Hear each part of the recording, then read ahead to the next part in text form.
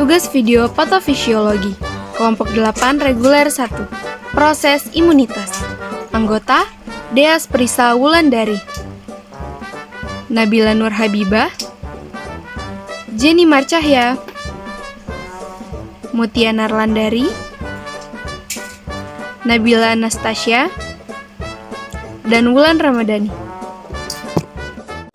Definisi imunologi. Imunologi berasal dari bahasa Latin yang terdiri dari dua kata, yaitu immunis dan logos. Immunis yang berarti kebal atau bebas, logos berarti ilmu. Imunologi merupakan salah satu bidang ilmu yang mempelajari tentang mekanisme dari seluler, molekuler, serta fungsional sistem imun. Imunologi berakar dari imunitas atau kekebalan dari penyakit tertentu akibat adanya rangsangan molekul asing dari luar maupun dari dalam tubuh hewan atau manusia, baik yang bersifat infeksius maupun non-infeksius. Imunologi juga berarti ilmu yang mempelajari kemampuan tubuh untuk melawan atau mempertahankan dari serangan patogen atau organisme yang menyebabkan penyakit. Sistem imun adalah sistem tubuh manusia yang berperan dalam pertahanan diri. Sementara itu, imunologi merupakan cabang ilmu yang fokus mempelajari tentang fungsi pertahanan tubuh. Antigen, ilmu ini menekankan peran imunitas baik terhadap reaksi yang terjadi pada tubuh kita, mulai dari reaksi hipersensitif, penolakan jaringan, ataupun alergi. Istilah inilah yang kemudian lebih sering dikenal dengan istilah sistem imun. Etiologi sistem imun. Proses terjadinya imun adalah reaksi tubuh terhadap zat asing yang disebut dengan antigen. Tubuh merespon antigen dengan menghasilkan antibodi untuk melawannya.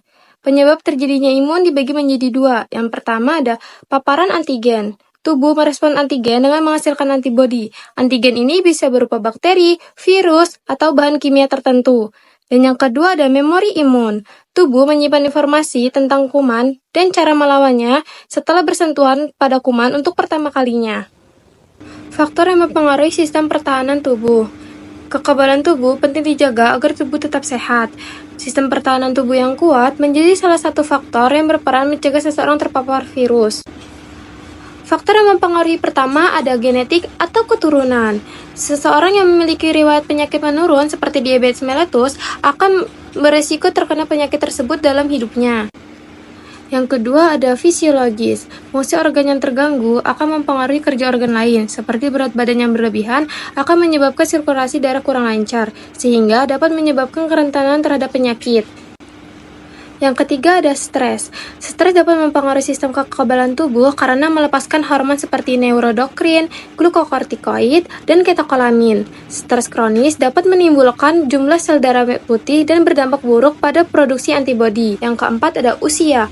Usia dapat meningkatkan atau menurunkan kerentanan terhadap penyakit. Contohnya, bayi yang lahir secara prematur lebih rentan terhadap infeksi daripada bayi yang lahir secara normal. Pada usia 45 tahun ke atas atau lebih dapat meningkatkan risiko penyakit kanker meningkat. Yang kelima ada hormon. Hormon ini bergantung pada jenis kelamin. Wanita memproduksi hormon estrogen, sedangkan pria memproduksi hormon androgen yang sifatnya memperkecil risiko terkenanya penyakit autoimun, sehingga penyakit sering dijumpai pada wanita. Yang keenam ada olahraga. Olahraga jika dilakukan secara teratur akan meningkatkan suplai darah dan membersihkan racun dari tubuh. Namun, olahraga yang berlebihan akan meningkatkan suplai oksigen yang meningkat, sehingga memicu timbulan radikal bebas yang dapat merusak sel-sel tubuh. Yang ketujuh ada tidur. Kadar sitokinin yang sistem kerjanya sangat dipengaruhi oleh pola tidur seseorang, ketika kadar hormon ini berubah-ubah, dapat mempengaruhi imunitas seluler sehingga kekebalan tubuh akan melemah. Yang kedelapan, nutrisi. Seperti vitamin dan mineral yang diperlukan dalam pengaturan sistem imunitas, DHA, docosahexaenic acid, dan asam arachidonat mempengaruhi maturasi atau pematangan sel T. Protein diperlukan dalam pembentukan imunoglobulin dan komplemen. Kadar kolesterol yang tinggi dapat memperlambat proses penghancuran bakteri oleh makrofag. Yang kesembilan ada pejangan zat berbahaya. Contohnya bahan radioaktif seperti pestisida, rokok, minuman beralkohol, dan pembersih bahan kimia mengandung zat-zat yang dapat menurunkan imunitas. Yang ke-10 ada racun tubuh. racun tubuh sistem metabolisme. Jika racun tubuh ini tidak berhasil dikeluarkan dari tubuh, akan mengganggu sistem imunitas. Yang terakhir ada penggunaan obat-obatan. Penggunaan obat-obatan seperti antibiotik yang berlebihan atau secara teratur akan menyebabkan bakteri lebih resisten, sehingga ketika bakteri menyerang lagi, maka sistem kekebalan tubuh akan gagal melawannya. Selanjutnya ada manifestasi klinis. Manifestasi klinis dalam sistem imun yang pertama ada pneumonia yang sering dan berulang, bronkitis, infeksi sinus, infeksi telinga, meningitis atau infeksi kulit. Yang kedua ada peradangan dan infeksi organ dalam. Yang ketiga gangguan darah seperti jumlah trombosit rendah atau anemia. Dan yang keempat ada masalah pencernaan seperti kram, kehilangan nafsu makan, mual, dan diare. Kemudian ada klasifikasi sistem imun. Sistem imun diklasifikasikan menjadi dua, yaitu sistem imun non-spesifik dan sistem imun spesifik. Sistem imun non-spesifik yaitu sistem yang sudah ada dalam tubuh atau pembawaan. Sistem imun non-spesifik merupakan pertahanan tubuh terdepan dalam melawan mikroorganisme. Disebut non-spesifik karena tidak ditujukan terhadap mikroorganisme tertentu. Sistem non-spesifik dibagi menjadi dua, yang pertama pertahanan fisik atau mekanik. Kulit, selaput lendir, silia, saluran pernafasan, batuk, bersin akan mencegah masuknya berbagai kuman patogen ke dalam tubuh. Kulit yang rusak misalnya oleh luka bakar dan selaput lendir yang rusak oleh asap rokok akan meninggikan resiko infeksi. Yang kedua ada pertahanan biokimia. Bahan yang disekresi mukosa, saluran nafas, kelenjar sebaseus kulit, kelenjar kulit, telinga, spermin dalam semen mengandung bahan yang berperan dalam pertahanan tubuh secara biokimiawi.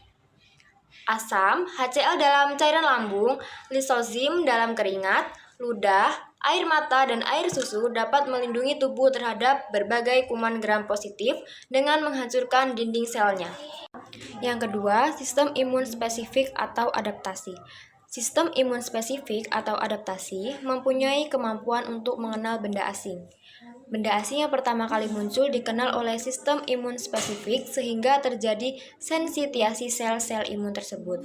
Bila sel imun tersebut berpapasan kembali dengan benda asing yang sama, maka benda asing yang terakhir ini akan dikenal lebih cepat, kemudian akan dihancurkan olehnya. Oleh karena sistem tersebut hanya menghancurkan benda asing yang sudah dikenal sebelumnya, maka sistem itu disebut spesifik.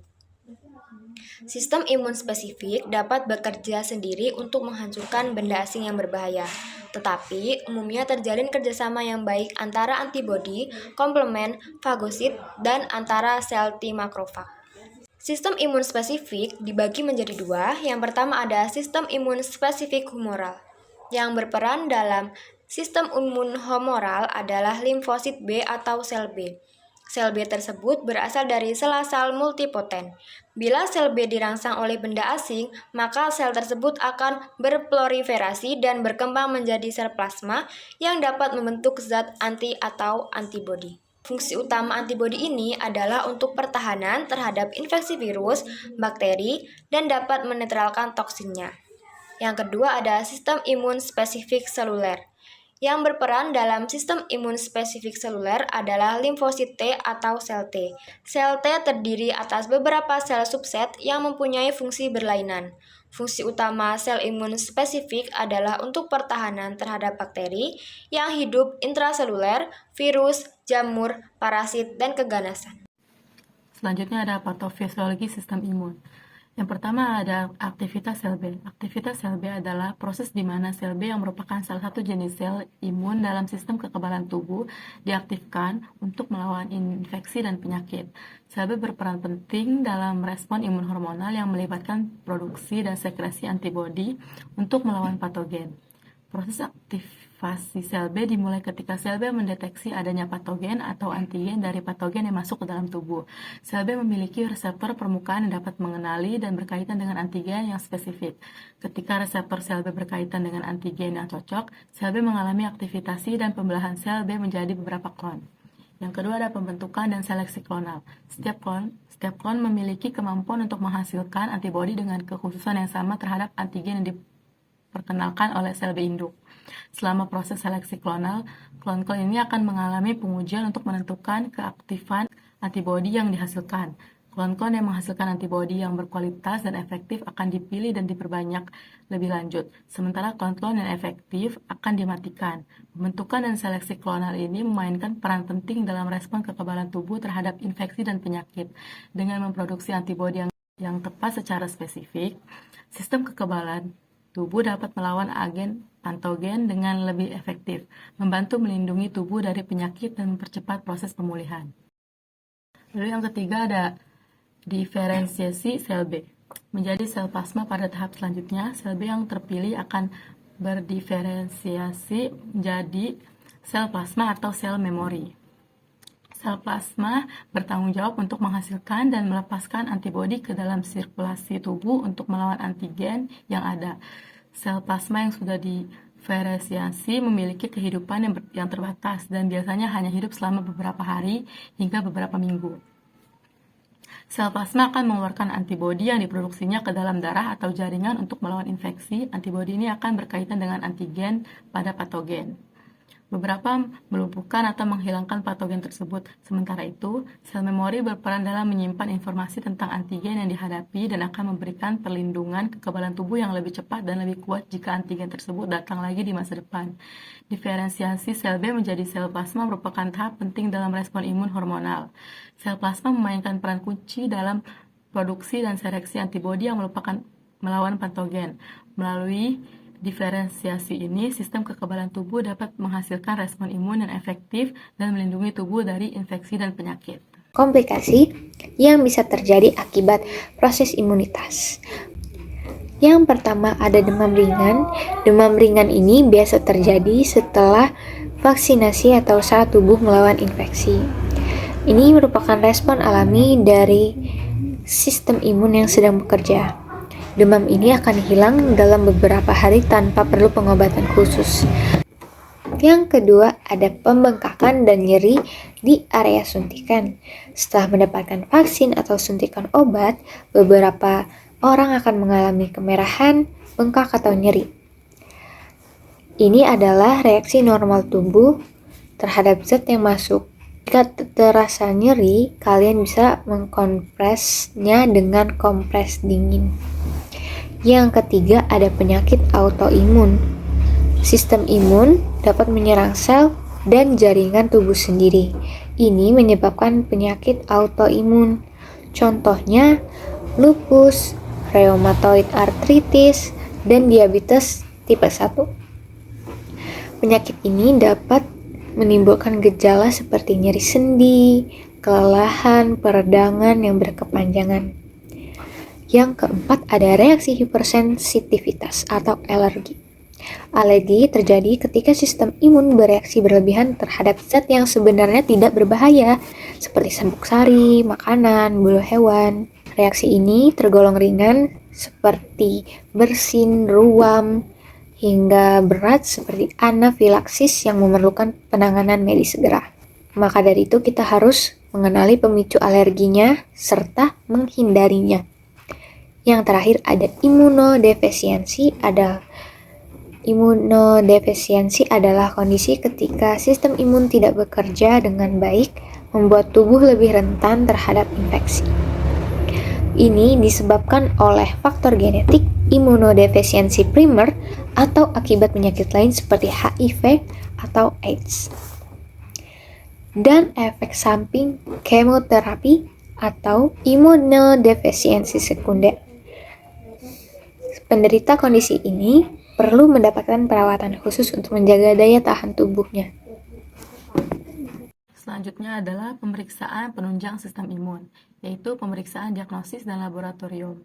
Pemeriksaan diagnostik berbasis pencitraan antara lain adalah imunoscientografi, yaitu suatu prosedur pencitraan nuklir di mana antibodi berlabel isotop radioaktif disuntikan ke dalam aliran darah. Isotop memancarkan sinar gamma yang dapat dideteksi oleh peralatan pencitraan. Komputer membuat gambaran letak antibodi terakumulasi dalam tubuh.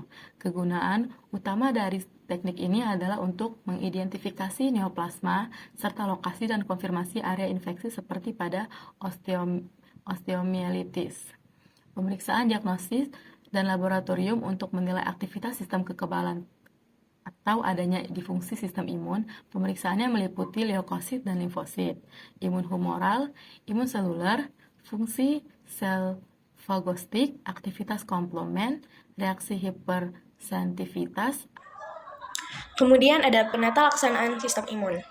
Penata laksanaan pengobatan imun dengan medis. Penata laksanaan pengobatan imun dengan medis dapat dilakukan dengan beberapa cara, di antaranya imunoterapi, vaksin, atau terapi pengganti enzim. Nah, yang pertama, imunoterapi. Imunoterapi adalah pengobatan yang meningkatkan kerja sistem imun untuk melawan penyakit seperti kanker. Imunoterapi dapat diberikan melalui infus, obat minum, krim oles, atau suntikan. Imunoterapi biasanya dijalankan dalam siklus dengan periode rehat di antara setiap siklus. Tim medis akan memantau kondisi pasien secara ketat untuk aktivitas efek samping. Efek samping imunoterapi sebagai besar bersifat sementara, tetapi dalam kasus yang jarang terjadi. Efek samping tersebut dapat menimbulkan efek jangka panjang. Nah, yang kedua ada vaksin. Vaksin adalah salah satu cara untuk membantu melawan penyakit. Vaksin yang diberikan akan memicu reaksi sistem kekebalan tubuh terhadap antigen tertentu. Dengan vaksin tersebut, sistem imun pun akan bereaksi untuk mendeteksi dan mencegah sel kanker. Kemudian yang ketiga ada terapi pengganti enzim. Terapi pengganti enzim membantu mencegah infeksi yang berpotensi serius dan mengancam jiwa pada pasien dengan definisi imun. Selanjutnya yang kedua, penata laksanaan pengobatan imun dengan medis. Penata laksanaan pengobatan imun dengan medis diantaranya, yang pertama, banyak makan buah dan sayur. Menurut Yufat Lin MD, dokter pengobatan integratif Del Calvet Clinic di Onsiol, mengonsumsi makanan nabati seperti sayur dan buah dapat membantu imunitas tubuh berfungsi dengan baik. Alasannya, karena sayur dan buah memiliki banyak kandungan vitamin dan mineral. Kandungan vitamin dan mineral yang bisa membantu imunitas organ-organ tubuh berfungsi dengan baik. Selain itu, buah dan sayur berwarna cerah, kandungan antioksidan dan dalamnya, di mana antioksidan berperan dalam melawan radikal bebas yang dapat merusak sel imun tubuh. Yang kedua, rutin berolahraga. Menurut ulasan yang dimuat di Frontiers in Immunology, olahraga yang dilakukan secara rutin dapat menurunkan resiko penyakit kronis seperti obesitas, diabetes, dan penyakit jantung, serta infeksi akibat virus dan bakteri. Jadi, pastikan untuk menyempatkan diri berolahraga setiap harinya jika ingin imunitas tetap terjaga. Yang ketiga, ada tidur yang cukup dan berkualitas. Pada dasarnya, tubuh dapat melakukan penyembuhan dan regenerasi ketika tidur. Itulah sebabnya, tidur yang cukup dan berkualitas sangat penting untuk mendongkrak imunitas tubuh. Jika kamu tidak cukup tidur, imunitas tubuh akan terganggu dan tidak bisa menjalankan fungsinya dengan optimal. Yang keempat, hindari rokok dan alkohol. Kebiasaan merokok dan mengonsumsi alkohol dapat membuat fungsi imunitas tubuh terganggu. Tak hanya itu, perokok aktif juga memiliki resiko tinggi untuk mengalami infeksi paru seperti bronkitis dan pneumonia. Jika gemar mengonsumsi alkohol juga, resiko untuk terkena infeksi paru akan semakin besar. Thank you for watching.